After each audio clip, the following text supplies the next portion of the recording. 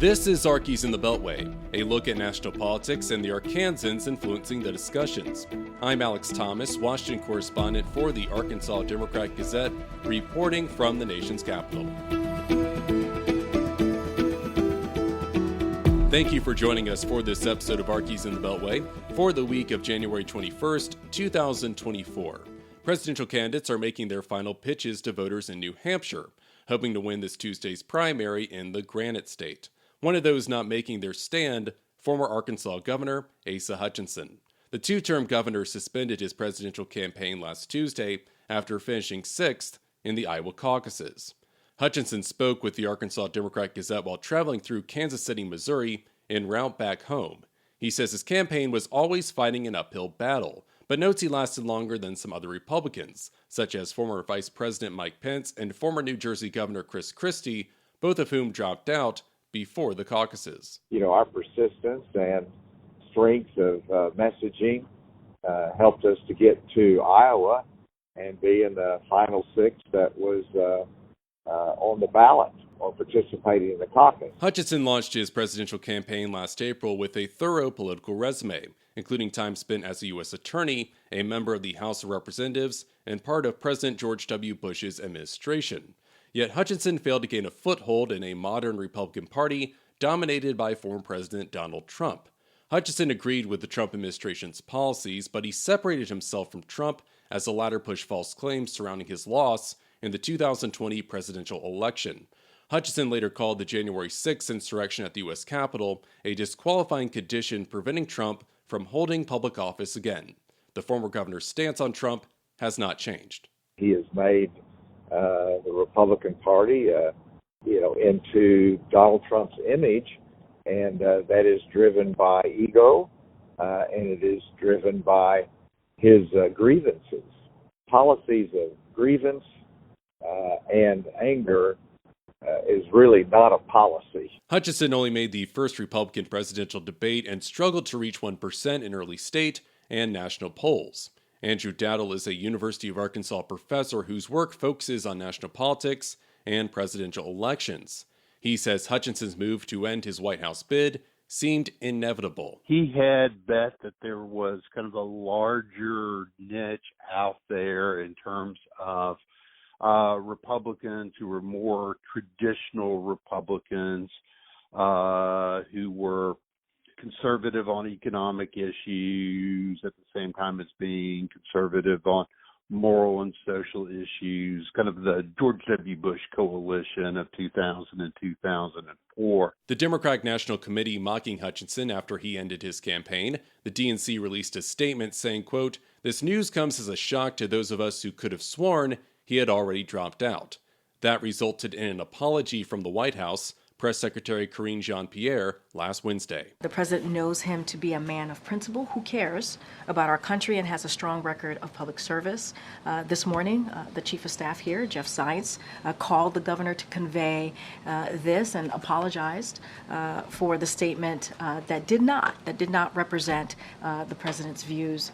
So again, as I just stated, Jeff Zients called the governor to apologize on behalf of the president, and it did not reflect his views. Hutchinson does not have any immediate plans regarding his future. While he officially began his presidential campaign last April, he began traveling to Iowa and other early primary states shortly after leaving the governor's mansion last January. I've been campaigning for a solid year after 8 years as governor, and so I'm actually now able to reflect back more and to gradually make decisions on what's the next best opportunity for me. Skip Rutherford, Dean Emeritus of the University of Arkansas Clinton School of Public Service, says Hutchinson can still have an influence, noting the former governor's stance against Trump. I think his lane is going to be someone who stands up for America and American democracy and against dictators and for the rule of law.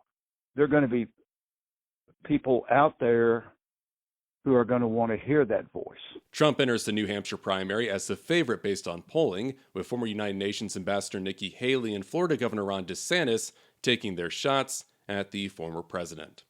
On Capitol Hill, a vote too familiar to Arkansas's congressional delegation, Congress relying on a short-term funding measure for the third time since late September, as the Senate and House of Representatives remain on separate paths when it comes to appropriations. The continuing resolution necessary to avoid a partial government shutdown at the end of last week, the measure funds the government into early March, with two deadlines of March 1st and March 8th split between agencies. It does not include new spending or programs, but rather maintains funding at current levels. Representative Rick Crawford of Jonesboro. Nobody really wants to vote for a CR, but it's a question of, trying to keep the government functioning, and what happens if we let the government shut down.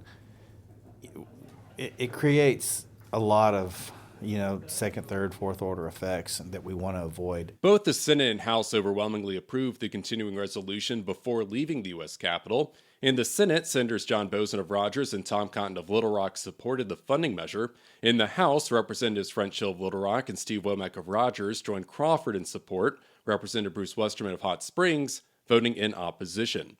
Bozeman, who serves on the Senate Appropriations Committee, says there are problems with this pattern of passing continuing resolutions instead of spending bills. You can imagine a business that had to literally do things the way they did it the year before, regardless of circumstances. And right now, the world is changing very rapidly. You need to be able to adjust. In fact, that's the mark of a good business, is being able to adjust. And if you can't do that, then there's simply no excuse for it. Senate appropriators have approved all 12 annual appropriations bills, with the full chamber making little progress when it comes to consideration. The House has passed 7 bills, but House Republicans are working with lower spending levels. The Republican majority has also struggled to overcome itself at times, with factions starting efforts to advance the conference's own bills, given concerns with certain language. Hard-right Republicans were quick to criticize House Speaker Mike Johnson after Johnson struck a deal on the spending agreement with Senate Majority Leader Chuck Schumer. Johnson became Speaker last October after a select few Republicans successfully led a motion to oust Kevin McCarthy from the seat. That move to dump McCarthy came days after a continuing resolution vote. Womack, a senior House appropriator, says Johnson is working in a tough environment. Frankly, why anybody would want to be the Speaker of the House is a head scratcher to me, because it's the worst job in Washington. Congress has yet to consider separate supplemental funding for border security and foreign military aid. A Senate group and the Biden administration have been working on a possible deal. Senator Bozeman beginning this week with a trip to West Virginia. Bozeman and West Virginia Republican Shelley Moore Capito holding events in Morgantown, located in the northern part of the state, as part of Bozeman's outreach efforts related to the Farm Bill, the sweeping policy covering agriculture, nutrition, and rural development programs. Bozeman serves as the top Republican on the Senate Agriculture, Nutrition, and Forestry Committee. Capito explains why the Farm Bill is important for states like West Virginia. A lot of our family farms are disappearing, so we need to find a way to preserve them and to feed our own community. We have got a lot of food in schools, farm fresh food in schools now, programs. But the Farm Bill also has a big SNAP component to it, and we have a lot of SNAP recipients in West Virginia, so we need to talk about that. The Congressional Research Service estimates more than 80% of spending with the next Farm Bill will involve its nutrition title and programs such as SNAP. Lawmakers agreed last year to push back the deadline for passing a new Farm Bill until this September. And that'll do it for this edition of Arkies in the Beltway for the week of January 21st, 2024. You can stay up to date with all news involving Arkansas at arkansasonline.com. You can get in touch with me on social media. My handle is @AlexHouseThomas. I'm Alex Thomas, and this has been Arkies in the Beltway. Thanks for listening.